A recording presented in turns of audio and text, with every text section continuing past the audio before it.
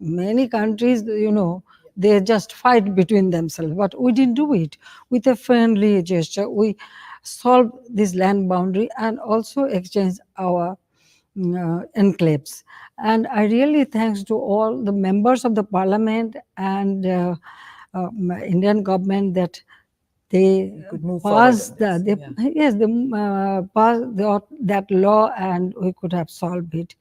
So it's yes, many people, especially Western world, they always ask me this question. But my point is, both India and China, I feel that we shouldn't fight. We should, if there is any problem with neighboring country, it can be solved bilaterally. That is very, very important. Yes, when you are living just side by side, some problem will come up or remain, or you can solve it. So yeah, so still we have little bit, Issues, yes. issues, but I think that we will continue our dialogue and we should solve ourselves. And for our development, we need cooperation from any country who offer us, which is, of course, which is suitable for our country. So that way. Okay. Ma'am, for Prime Minister Modi, his neighborhood first policy and the Look East, Act East policies. Now, these two are very integral to the foreign policy. Recently, the Indian External Affairs Minister was here and you offered the Chittagong port. Do you see more connectivity happening, more robust connectivity happening in this region between India and the northeast of India and Bangladesh via the Chittagong port? As you know that during my first tenure, I opened my door. The bus service started. Bajpayee was in Prime Minister. That first we started, and gradually then this connectivity we started. Now we have Chittagong Port and Mongla Port. I think 2018 we signed the agreement and we started it, and now it is materializing. So that will give India an opportunity for their export import, as well as Bangladesh will be also beneficiary. And not only that, I also offer Chittagong Airport. They can use, even we have our Sylhet Airport. Both airports are international airports, and I am developing another airport, that is Soitpur Airport. The Soitpur Airport, that will be a regional airport. I declare that. So anybody, it's not only India, Nepal, Bhutan, all the countries, they can use my port, airports. Yeah, ma'am, you worked ceaselessly, tirelessly for the economic upliftment of your people, especially in the rural areas. In India, many are seeing that the SEPA, that is this Comprehensive Economic Partnership Agreement, if that fructifies, it will improve the economic conditions, the industry in your country, and improve even for the urban population, it will improve the conditions. Do you see SEPA fructifying in this visit of yours? We'll discuss this matter, how to materialize it properly, and then definitely I feel there's any kind of cooperation that will enhance our relationship, and also economically people will be beneficiary. I'm going to move in the same line. You have gone through so much of trauma in your personal life. Your family was assassinated. While many of us remember that phase of the 70s and 80s, there are many young Indians who are not aware. Ma'am, in your own words, could you tell me what you faced in those years?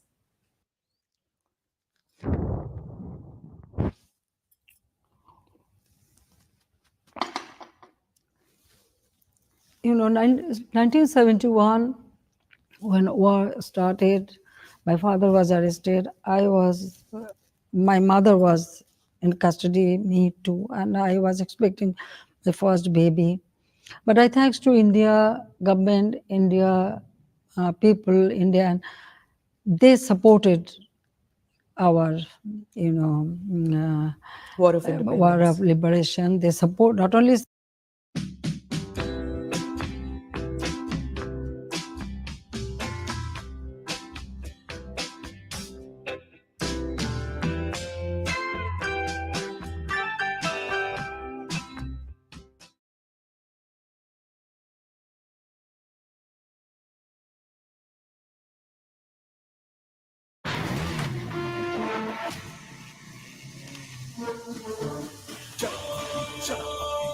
सुन सबकी,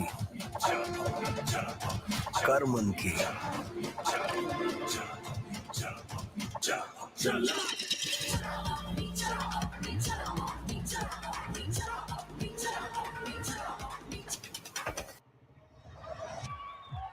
sharing नहीं, dairying कर।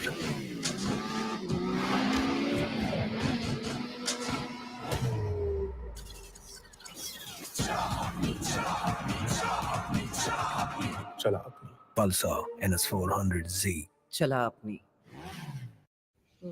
house. So that day, everybody was there. My father, mother, my three brothers, two newly wedded sister-in-laws. Everybody was there. So all of siblings and their, spouse, they came to the airport to see us off, and we met father and mother. That was the last day. Yeah. Then 15th August in the morning, we heard this news, but we couldn't believe it. It was really unbelievable that any Bengali could do it.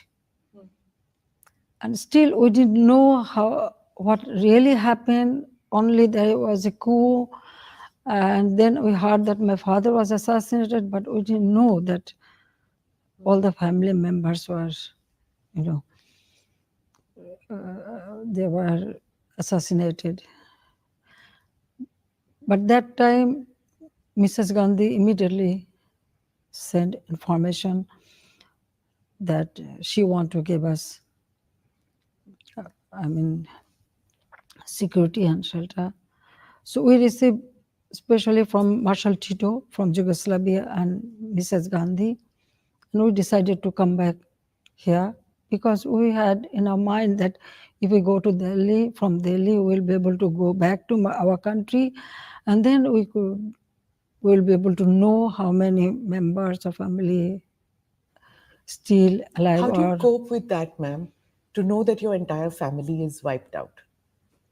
It's a very difficult time. When I heard this news, the ambassador, Germany, Mr. Human Rashid Chaudhry, he called me alone and then he told me.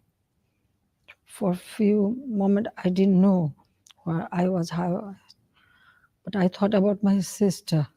She is she's 10 years younger than me. So actually, I, I, I, I thought how she will take it. It is so difficult for her. Then, when we returned to Delhi, at first they put us in a house with all security because they are also worried about us. Did you feel that you could be a target at that stage? There was news like this because those who killed our parents after their attack, 3 houses at a time. To find you. No, to kill members like my father's sister, two sisters' house, and they killed family members simultaneously. How many members were killed, ma'am? Almost 18 members, and some mostly my relatives, and then some maid servant, their children, there were some guests, my uncle. So it was to see that nobody from Bangabandhu's family ever comes back to power, right? Exactly. My younger brother was only 10 years old, so they didn't spare him too. So when we returned Delhi, it was perhaps 24th August. Then I met Prime Minister Mrs. Gandhi. She called us, and so there we came to know that nobody is alive. Then she made all the arrangements for us, a job for my husband, and this Pandara Road house. We stayed there. So first 2-3 years, actually, it was so difficult to accept this. My children, my my son was only 4 years old, and my daughter, she's younger than him. Both of them used to cry to go to my mother, my father, and they used to remember my younger brother mostly. So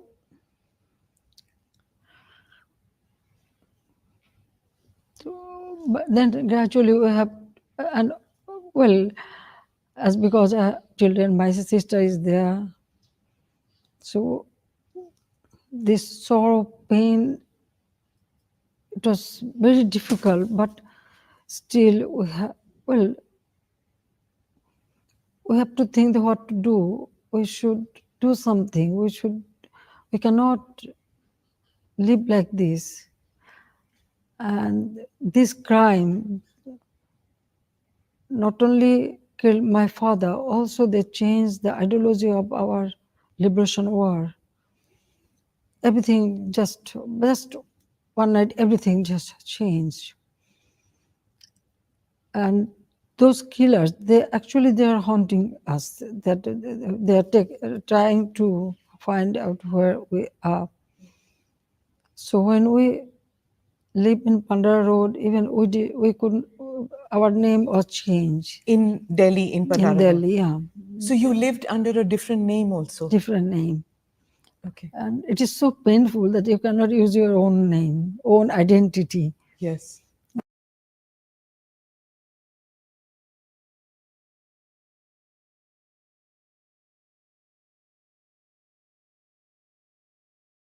कभी तो bathroom में shine ला दो। दीदी ये काम urban company को दो, उनका 1 आवर शाइन चैलेंज लो। Urban company 1 hour shine challenge, 20 घंटे की रेगुलर क्लीनिंग जो ना कर पाए वो शाइन अब 1 घंटे में पाए। शाइन वाली क्लीनिंग के लिए नॉट मी, अर्बन कंपनी।